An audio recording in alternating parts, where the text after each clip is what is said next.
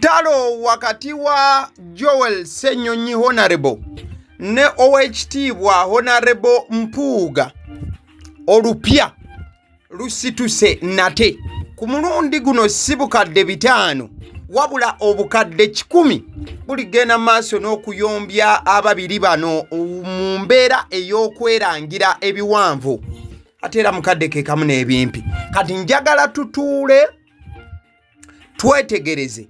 Ngenda tutandika n'akatambi k'owekitiibwa Mpuuga ngende ne wa Joel Ssenyonyi ng'ayanukula owekitiibwa Mpuuga. Ebigambo biwanvu, birimu okulya enguzi, birimu okwerangira okulya zino na ziri n'okwagala obutaala obungi. Katutandike bwe tuti. Owekitiibwa Honorable Mpuuga ayogera mu lulimi Luzungu, wabula buli kigambo kyayogera ngenda kakasa nti tukizza mu Luganda tusobole okuba ntufuna obubaka mu bujjuvu bwabwe. N'ebigambo bya Joel Ssenyonyi byamuzeemu ate mu busungu oba obukambwe. Well, first of all, that melodrama caught me quite busy, and I never had time to pay attention. For I'm very occupied with very, very serious matters of governance in this country. Owuliddeawo mukwano gwange, owekitiibwa Mpuuga babadde bamubuuza ku by'okusayininga ku bbago oba ekiwandiiko eky'okwegaana obukadde 10. Agambye nti that melodrama, nti oyo katemba nabadde sisobola kubanga oba yansanga nga ndi busy nga ndi ku nsonga ezitwala eggwanga mu maaso ebyokusayininga ku bukadde abiyise katemba awedde emirimu. When I see individuals who are destined, who are charged with offering leadership, engaged in melodrama for the sake of a moment to capture attention and have a camera moment, it's very unfortunate. Ekyowulidde awo owekitiibwa Mpuuga agamba nti buli waalaba abantu abakulu abaweebwa obuvunaanyizibwa okukulembera abantu wabula nga beenyigidde mu melodrama. Melodrama bubeera nga buzannyo, tugeze mu abalaba ebiyindi, abalaba obukoleya, abalaba obuzannyozannyo bwe butyo, obulimu abantu abazannyazannyo okulaga omukwano nawali nawali we beeringalinga. Ekyo kyewandiise melodrama. So ekigambo kino owekitiibwa Mpuuga obwedda kyakozesa okulifaaringa ku wekitiibwa Joel Ssenyonyi, omukulu Muwanga Kivumbi ne ba MPs abalala bonna abavaayo okubeera nti basayininga ekiwandiiko ekiwakanya obukadde 10. Agambye nti when I see individuals involving themselves in melodrama for the sake of a moment, nti alaba abantu bano nga beenyigira mu kuzannyazannya bukatembatemba wano na wali, wabula nga kye baagala kyakubanga bafunayo ku kaseera ak'okubeera nti boogerebwako, ak'okubeera nti bafuna obutaala n'ebintu ebigwa mu kkowe eryo. Agamba nti this is unfortunate, nti ddala kino kyennyamiza era kigenda mu maaso n'okuba nti kimwewuunyisa ye ng'owekitiibwa Honorable Mpuuga. Katwongere okumuwuliriza wano. If the opposition in Parliament was interested in fighting corruption, the person who led the signing of signatures chairs a Parker committee and surely knows where public resources are going. His leader in the opposition, he knows so well, Chedi Kosase, is very much alive to where public resources are being siphoned.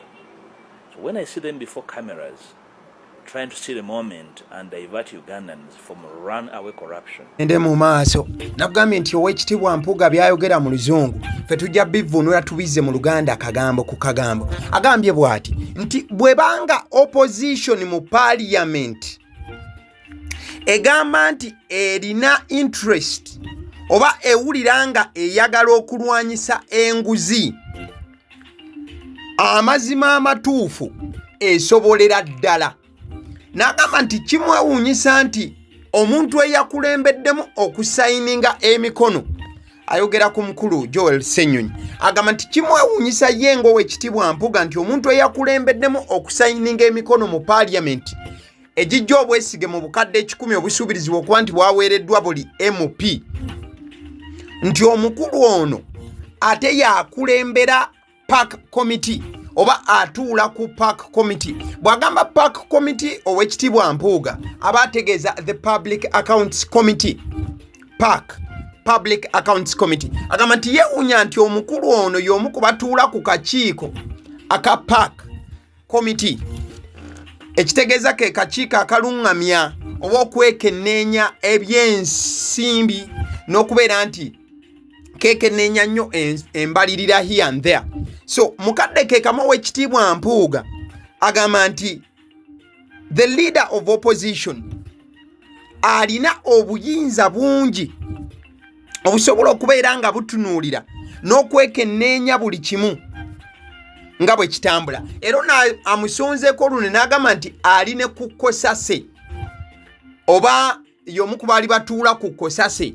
Kati ye ow'ekitiibwa Mpuuga agamba yeewuunya nnyo okulaba Joel Ssenyonyi ku buyinza bw'alina ng'ate avaayo ne yeewanika oba ne yeeteeka mu kamera naddala ku by'obukadde 1,000. Era leader of opposition n'avaayo okubeera nti asayininga oba agamba banne basayininga emikono.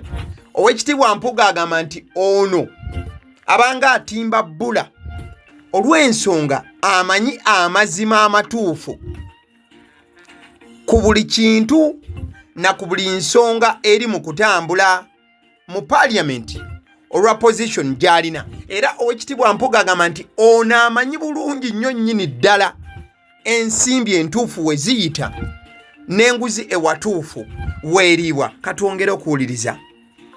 The other day I saw the leader of the opposition in Ntungamo in one of the bottomless holes where public funds are siphoned, and was picking gifts.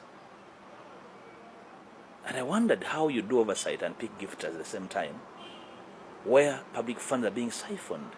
Then you come on the floor and appear to be doing oversight. That is duplicity. And I can never be part of duplicity.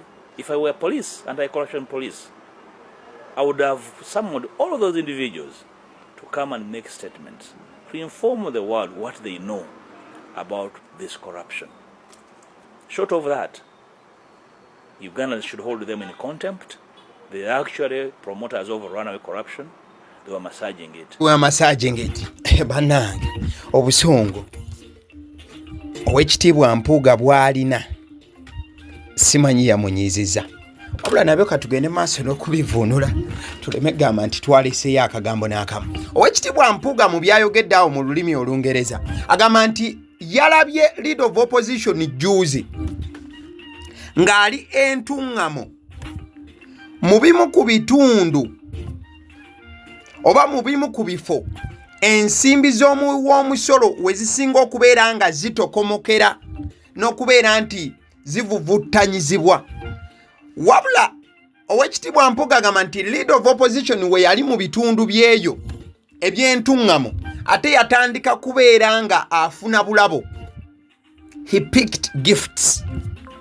Nti mu kifo ky'okwekenneenya ensonga ezikwatagana n'obuli bw'enguzi n'okubba ensimbi z'omuwoomusolo, ate leader of opposition yatandika kubeera nti afuna birabo wano nawali.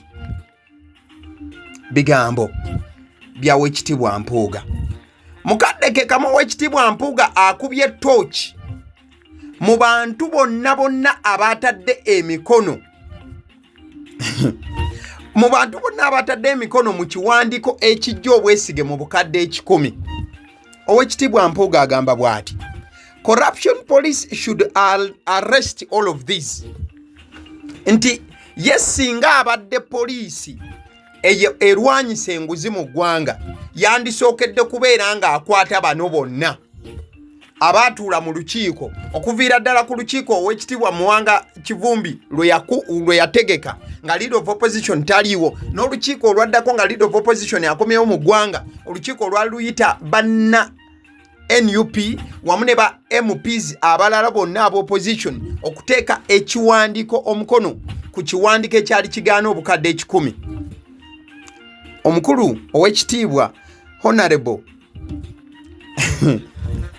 Mpuuga agamba nti bano bonna poliisi erina okubakwata erwanyisa obuli bw'enguzi olw'ensonga balabikanga nabo ekobaane byonna n'ebigenda mu maaso bandibanga bakimanyiko. Mukadde ke kamu alina ka statement kakoze mu bigambo bye agambye nti I can't be part of duplicity. Owekitiibwa Mpuuga agamba tasobola kubeera kitundutundu ky'abano. Esegeza nti y'ebyokusayininga okujja obwesige mu bukadde 10 tabiriimu. Owekitiibwa Mpuuga agambye nti he can't be part of duplicity. Kati ojja kwebuuza what is duplicity? Duplicity tantamounts to deceitfulness. Duplicity tuyinza okuba nga abagamba obulimba n'obunnanfuusi.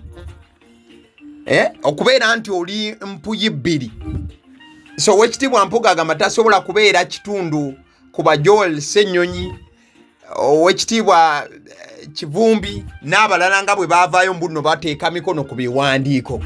Kati nno tubadde tuli awo ng'ebyo byonna abyogedde Joel Ssenyonyi gy'afubutuse n'abwandiika. Ekyo kyolaba ku screen eddakiika eno ye screenshot gye ku mukutu gwa Joel Ssenyonyi.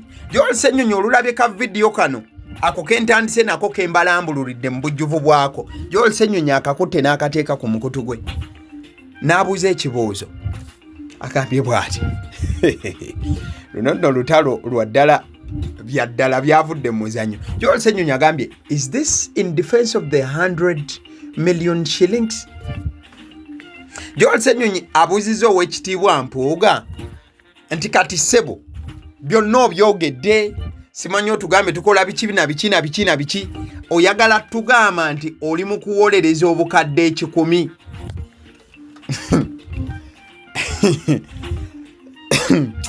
Joel Ssenyonyi atadde mukulu munne ku nninga namugamba nti Owekitiibwa Mpuuga ebigambo byo byogedde, onnyonnyodde bannayuganda byonna by'obagambye era obagambye nti tosobola kubeera part of the duplicity. Obanyonyodde nganze Joel Ssenyonyi bwe ntambula bwe nagenda entuŋŋamo na byonna. Kati ebyo by'abantu bo bibagambye babiwulidde. Kati twagala okumanya oyagala tugamba nti obukadde 10 obwaweereddwa President Museveni ababaka bonna nga bwe kigambibwa, oyagala kutugamba nti ezo ssente zaabadde ntuufu buli mubaka okuzifuna? Mukwano gwange atabadde in sync of what is going on, I want to remind you wabaddewo resolution eyateekebwawo Joel Ssenyonyi Owekitiibwa okulaba nti babaka banne bonna n'omukulu Muwanga Kivumbi yakirimu, okulaba nti babaka bannaabwe basayininga ekiwandiiko ekivumirira obukadde 10 obwagabiddwa mu parliament nga buli mubaka yabadde wa kubufuna. Ojja kujjukira nti ku mukutu gwa Agaliwo kuno nkuleetedde n'ababaka ba NRM abamu nga bakkiriza ku nsimbi zino. Omwali n'omukulu gwe nabaleeterako muzeeyi Wakaazi eyabaleetera okuba nti muyomba ne sekuyomba yenna. Kale njagala nkulage omukulu gw'olaba ku video oba ku screen yo ye Honorable Kivumbi. Ono bwe yabadde ekavule empigi si kavule empigi, yabadde kavule Makerere mu meeting oba mu lukuŋŋaana olwa NUP lwe yabadde etegese, yavuddeyo n'ali obuwuka ne sekulya yenna ng'agamba nti teriyo mubaka bano simanyi Owekitiibwa Mpuuga ne banne bonna agenda kukkirizibwa kudda mu kibiina singa tebeetonda mu nsalessale wa nnaku 3 era n'amenya n'ebitundu bano bonna gye bafubutuka era n'abagamba nti mwe Entebbe Kawempe South Masaka Municipality Kimanya Kyabaki Mityana District eyakagabo. Ebitundu by'owulidde bimenyebwa bye bitundu ababaka ab'enjawulo be bayita the NUP rebel MPs gye basibuka oba ba MP bakyewaggula gye basibuka. Boogedde ekitundu ewava Honorable Mpuuga, ne boogera ekitundu ewava Honorable Twaha Kagabo, ne boogera ekitundu ewava Honorable Joyce Baagala, ne boogera ekitundu ewava Bashiri Kazibwe Bashiri Mbaziira si yeyeka. Waliwo ne Honorable Owentebe oyo Bobiwine His Excellency yamwogereddeko ddala n'agamba nti gwe Owentebe yo ntebe tukimanyi teri muntu wabula nga tojja kujjukira waliyo MP eyajjira ku kadi ya NUP. So His Excellency Bobiwine naye we yakutte ku muzindaalo yakakasizza ebigambo byonna ebyabadde byogereddwa Honorable Kivumbi Muwanga. Eri bannaffe mwenna ababadde batambula batagala muyina omukisa okwetereeza. Nze mbadde manyi tegukyawera na mwezi naye Deputy President bw'aba agambye mwezi tugende n'ekigambo kye. Ale kankumyanseko seconds ntono nnyo ku babaka aboogerebwako then mbakuwe nabo baayanukudde Bobiwine wamu n'aba NUP. Oyo gw'olaba ku screen ye Honorable Kazibwe Bashir Mbaziira ku Lwakawempe. Omukulu gw'olaba ku screen nate Honorable Mpuuga ntandise naye wabula ngenda kwongerako ku side ye eya bino ebyogerebwako ku kwetondera ekibiina ki NUP. Bwe tuva awaawo Honorable Twaha Kagabo naye avuddeyo n'ayogera yoyo gw'olabaawo ku bya NUP.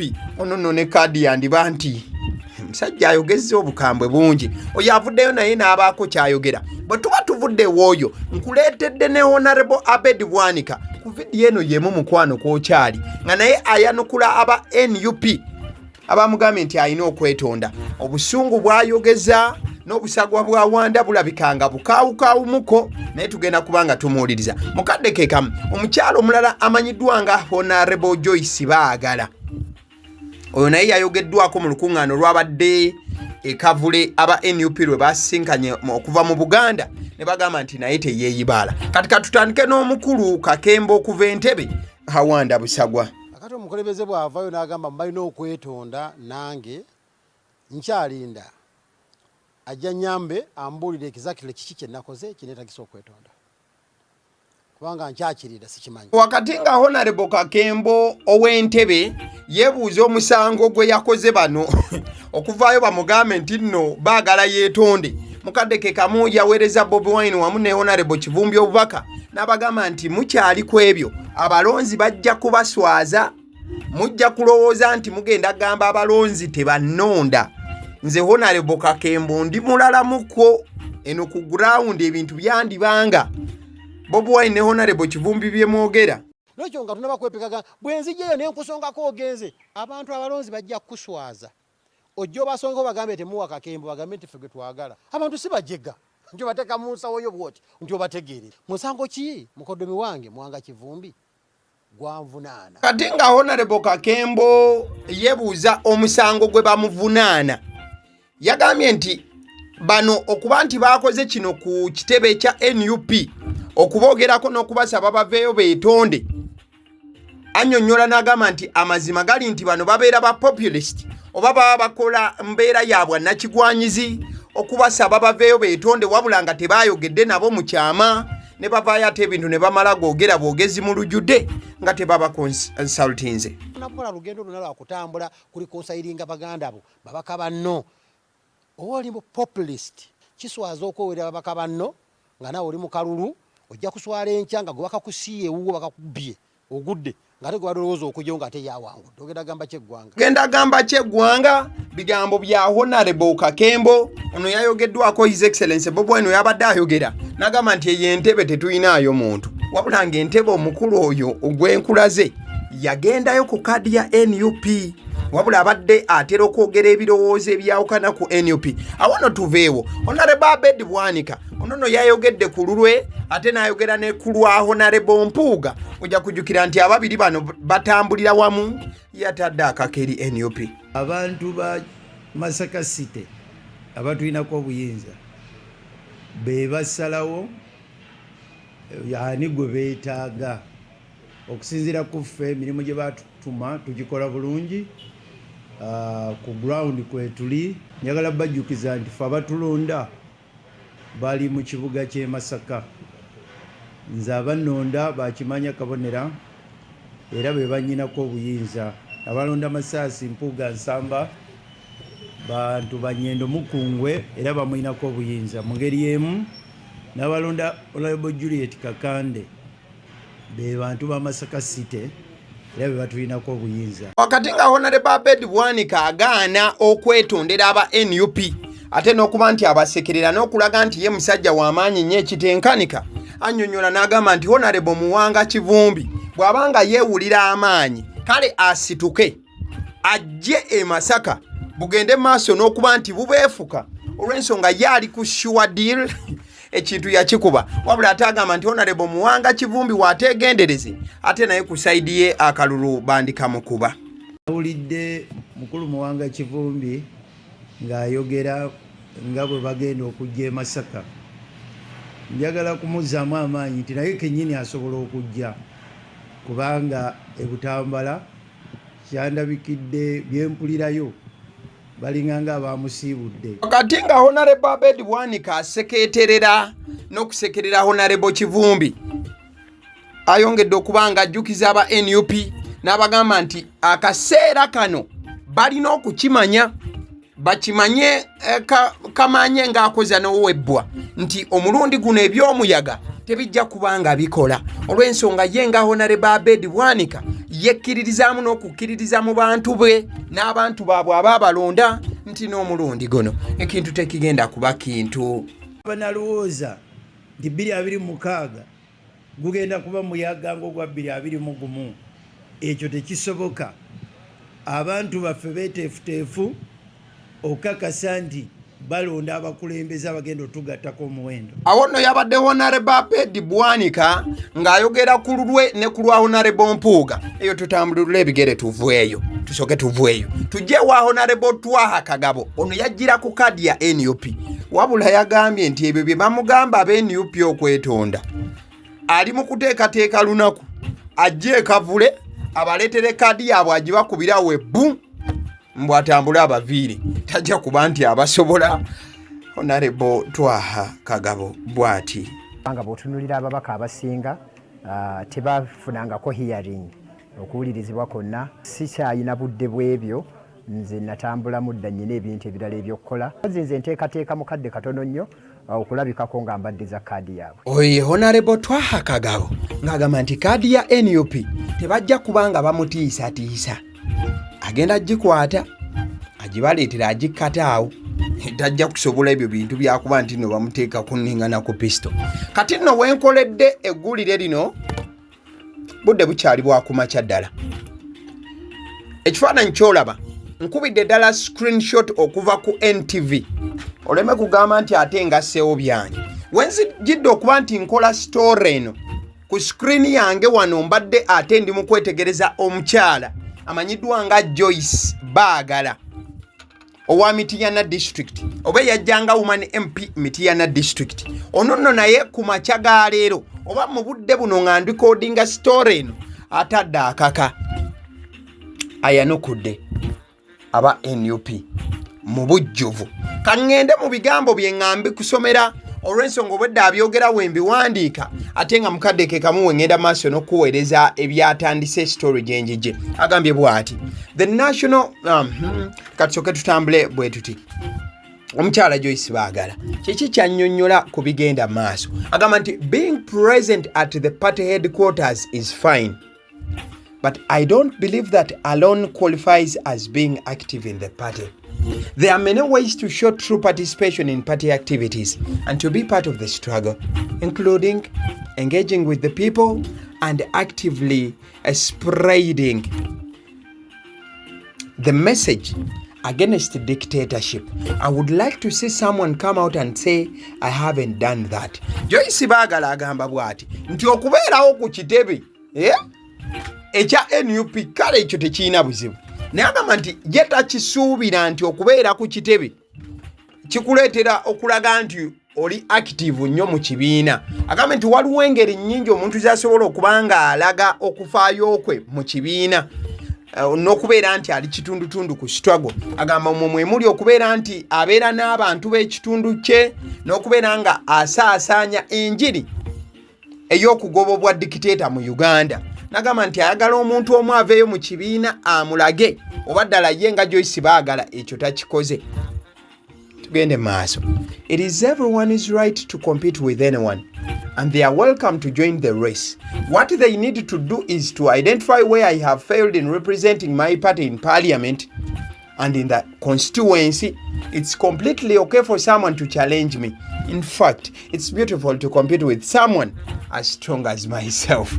Joyce Bagala. Nagamba bwati. Nagamba nti dembe buli omu okujja okukompitinga nange era bonna mbaaniriza mu lwokaano wabula kye balina okubanga bakola bandage awo wennemereddwa okubanga nyimirirawo ku lw'ekibiina kyange mu parliament ne constituency yange. Nagamba nti kiriko omuntu yenna okujja nchallenging ate kiba kirungi omuntu okujja nchallenging ng'alina amaanyi ge gamu nga gennina.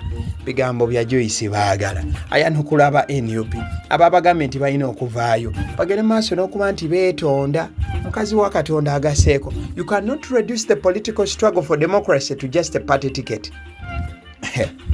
Akambo wa Demokowan. Yes, this is my first time in parliament, but my involvement in the struggle began long before I became an MP.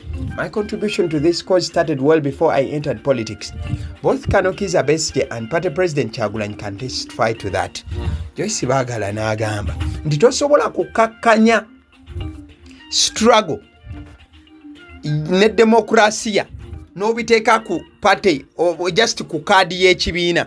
Nagamba nti kale kituufu guno gwe mulundi gwange okubeera mu parliament naye ate okubeera nti neenyigira mu kitwago kyatandika dda nga sinnabana kubanga nfuuka MP. Nabwe kityo Joyce Bagala agattako nti Dr. Kiza Besigye asobola okubeera omujulizi we nga kwotadde ne His Excellency Bobiwine ye kennyini omukulu atwala ekibiina ki NUP. Joyce Bagala agamba nti struggle agibaddemu era we biba bintu kubikola abikoze ne bwe yali nga tanneesimbawo era y'ensonga lwaki ze zimu ku merit points eze baatunuulira okubeera nga ne kaada agifuna lwa nsonga yali mukyala mukozi ng'akoze. So Joyce Bagala wabadde ayogera ku NTV olunaku olwaleero alaze nti tewali nsonga lwaki aba yeetondera ba NUP, ensonga tagirabawo. Kankome wano abasiddi omusunsuzi lyerinnya eryange. Njagala bategeeza nti Agaliwo YouTube channel gwe mukutu ogubeerako information bweti tugireeta mu bujjuvu bwayo ate tutera nnyo okwewala okubanga tugattamu ekyaffe tukuwa saidi zonna ate mu bujjuvu bw'ekintu nga bwe kiba kituuseewo. Kati kyobeera olina okukola ebiseera ebisinga gwe kutuula awo n'okwata epeesa eririko subscribe n'olinyiga no likinga video ate omala onyiga subscribe onyigamu n'onyiga kade ekitegeeza nti buli video yagaliwo bw'eba etuuse ebejja kutuukako olye osolobeze owoomerwe ekitavu ekibeera kigeze baasera okubanga keekutuukako bukwargwanyi. Abasidde omusonsozi nkiddamu erinnya abasidde omusonsozi Agaliwo gwe mukutu likinga video eno. Thank you so much. Webale.